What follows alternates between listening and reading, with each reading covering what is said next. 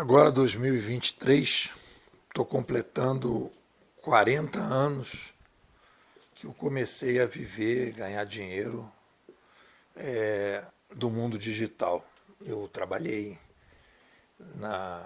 no Data News, primeiro jornal de informática do Brasil, e eu me lembro na minha primeira matéria, eu não entendia nada de informática, 1983. Primeira matéria, o meu entrevistado falou linha de escada, e eu entendi linha de escada. E aí eu falei com ele, meu irmão, olha só, não entendo nada disso, estou começando, me ajuda. E aí eu fui, ele mandei a matéria para o entrevistado revisou a matéria, e então eu fiz o texto e ele falou, meu irmão, não é linha de escada, é linha de escada. 1983. Depois, 10 anos depois, comecei a minha jornada, são 30 anos que eu comecei a viver de internet. Consegui uma bolsa da Rede Nacional de Pesquisa, fui trabalhar no IBASE, e lá no IBASE nós fizemos o primeiro kit. O IBASE criou o Alternex, né? O Alternex foi o primeiro provedor de acesso comercial do Brasil. Você não tinha como acessar a internet se não fosse pelo Alternex. Isso em 1993, 94. E eu ali desenvolvi, junto com o IDA e com a equipe toda, o primeiro kit de acesso ao Windows no Brasil. Antigamente só se acessava a internet pelo DOS. Quem daquela época sabe que o DOS era só texto. Não tinha mouse, não tinha ícones, não tinha nada, e a gente começou a acessar a internet pelo Windows. 1993, então vão fazer 30 anos que eu estou nessa jornada. E uma das coisas, quer dizer, então eu não acordei de manhã e falei, acho que eu vou entrar nessa brincadeira aí de transformação digital, eu já estou nessa brincadeira há 40 anos. E na internet há 30. E montei minha empresa, estou completando hoje, esse ano, 28 anos de empresa de consultoria internet, 28 anos. Então, sou um pouco rodado. E uma das questões principais que sempre na minha cabeça, e nesse artigo eu começo a tentar desvendar esse mistério, é por que a gente não consegue entender a dimensão do que a gente está vivendo? Por que é tão difícil entender o digital? Aonde que começa, né? Se alguém chegar para mim e falar assim, pô, na boa, aonde que começa essa crise para que a gente possa entender o digital? E aí, assim, mas falando a Vera, não é assim, tipo, papo de bar. Papo, assim, a Vera. Então, a crise começa, né? O epicentro da crise é a crise estrutural, primária, da ciência social.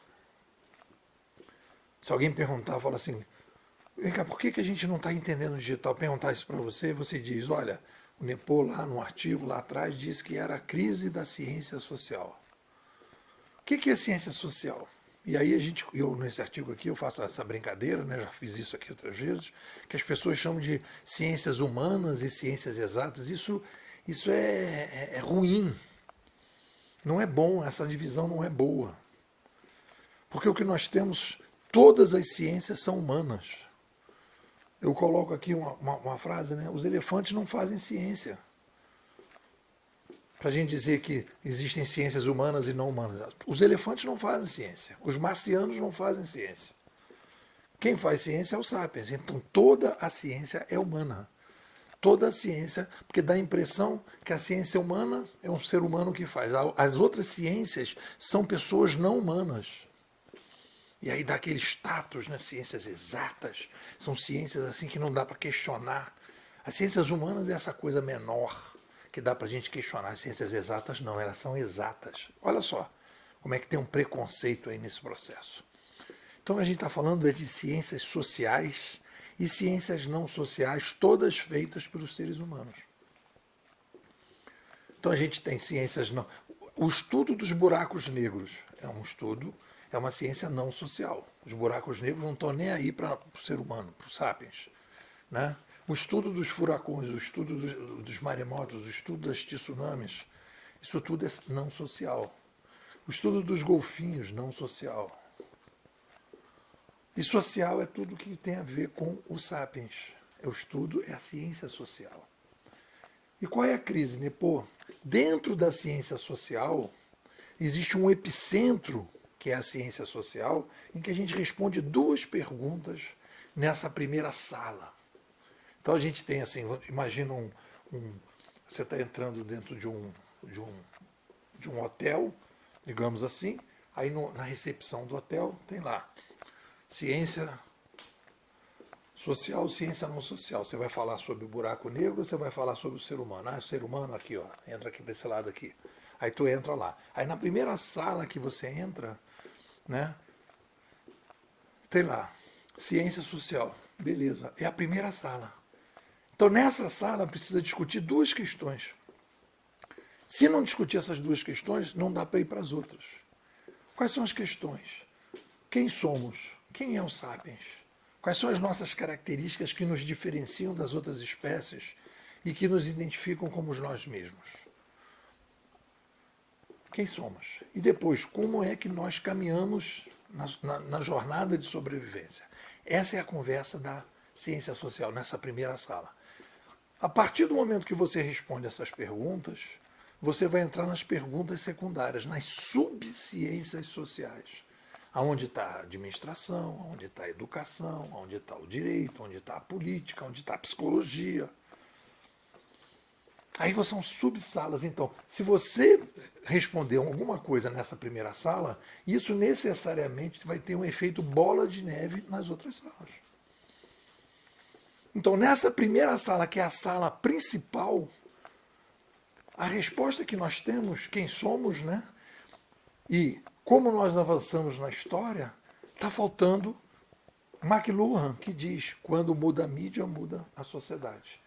E aí McLuhan, quando ele percebe isso, ele sugere uma mudança no epicentro das ciências sociais, que é, precisamos fazer uma revisão profunda da ciência social e a gente precisa incluir a força da mudança de mídia no motor da história humana.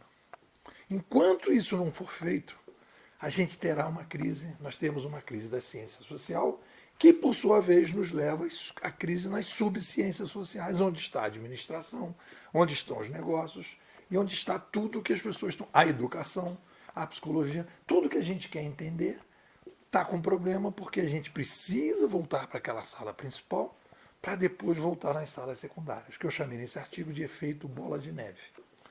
E aí a gente precisa fazer essa revisão para começar a entender o que está acontecendo. É isso. O que vocês dizem?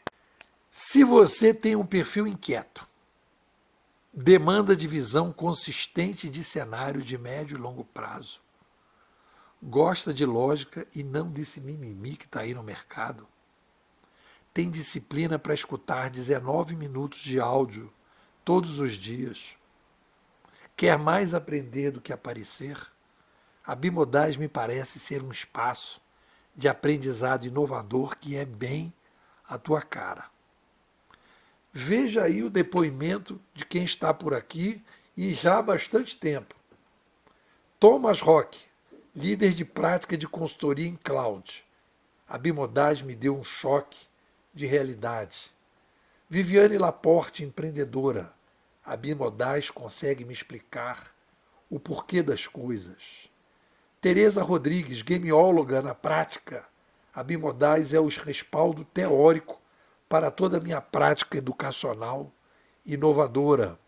Léo Almeida, programador sênior. A Bimodais mudou o meu sistema operacional. Fernanda Popeu, oficineira de escrita digital.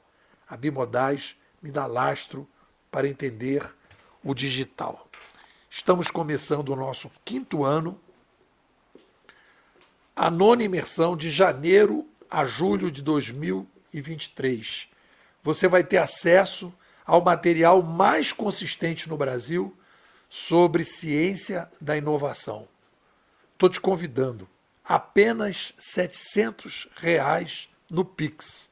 Você fica com a gente durante 6 meses, aprofundando a visão de cenário, entendendo o mundo digital e a inovação. O que você me diz?